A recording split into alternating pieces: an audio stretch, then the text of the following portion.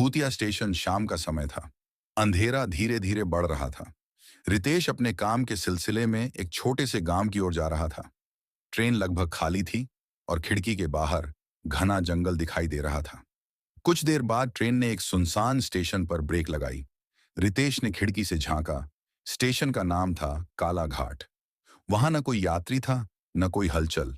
Station बिल्कुल वीरान और डरावना लग रहा था। रितेश ने सोचा, यह जगह सचमुच अजीब लग रही है। तभी उसे एक बूढ़ा आदमी प्लेटफॉर्म पर दिखाई दिया। उसके बाल बिखरे हुए थे और कपड़े फटे हुए। वह धीरे धीरे रितेश की ओर देखने लगा। रितेश को थोड़ा असहज महसूस हुआ, लेकिन उसने नजरअंदाज किया। ट्रेन थोड़ी देर बाद आगे बढ़ी, लेकिन रितेश के मन में उस बूढ़े आदमी की छवि छाई रही। कुछ देर बाद ट्रेन ने फिर से ब्रेक लगाई।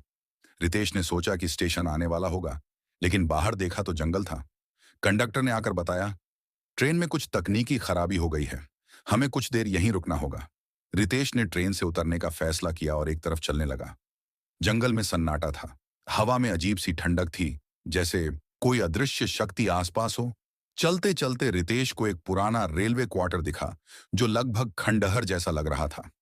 उत्सुकतावश वह अंदर चला गया। क्वार्टर में घुप अंधेरा था। रितेश ने मोबाइल की टॉर्च जलाई और अंदर देखने लगा। दीवारों पर अजीब अजीब निशान बने हुए थे। अचानक उसे लगा कि किसी ने उसके कंधे पर हाथ रखा है। वह चौंक कर पलटा, लेकिन वहां कोई नहीं था। डर के मारे उसके पसीने छूटने लगे। तभी उसे एक धीमी आवाज सुनाई दी, यहां से चले जाओ, ये जगह तुम्हारे लिए नहीं है। रितेश ने आवाज की दिशा में देखा। कोने में वही बूढ़ा आदमी खड़ा था जो पहले स्टेशन पर दिखा था। इस बार उसकी आंखें लाल थीं और चेहरा पहले से भी डरावना लग रहा था। रितेश ने घबरा कर पूछा, तुम कौन हो और मुझे यहां से क्यों जाना चाहिए? बूढ़ा आदमी धीरे धीरे रितेश के करीब आया और बोला, यह स्टेशन और यह क्वार्टर एक अभिशाप है। कई साल पहले यहां एक ट्रेन हादसा हुआ था। उस हादसे में सैकड़ों लोग मारे गए थे और तब से उनकी आत्माएं इस जगह पर भटक रही हैं। मैं भी उन आत्माओं में से एक हूं। रितेश को यकीन नहीं हो रहा था कि वह क्या सुन रहा है। उसने डरते हुए पूछा, तो फिर मैं यहां कैसे फंसा? बूढ़े आदमी ने जवाब दिया, जो भी इस स्टेशन पर रुकता है वह हमारी दुनिया में फंस जाता है।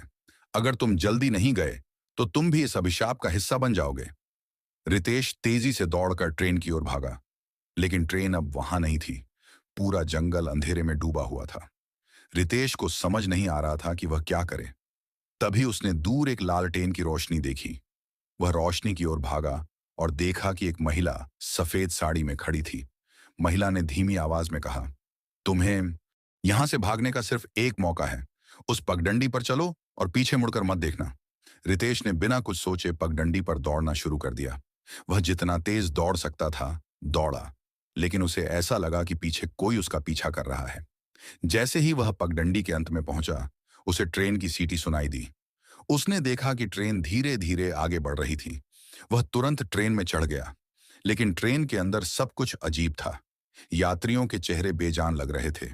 उनकी आंखें बंद थीं और शरीर हिल नहीं रहा था। रितेश को एहसास हुआ कि वह अब भी उस भूतिया दुनिया में है। तभी एक आवाज गूंजी, तुम इस दुनिया से भाग नहीं सकते, यह अब तुम्हारा नया घर है।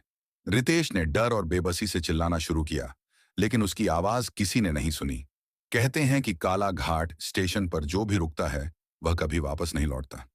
रितेश की कहानी भी उसी रहस्यमयी अभिशाप का हिस्सा बन गई और वह स्टेशन आज भी उतना ही डरावना और वीरान है।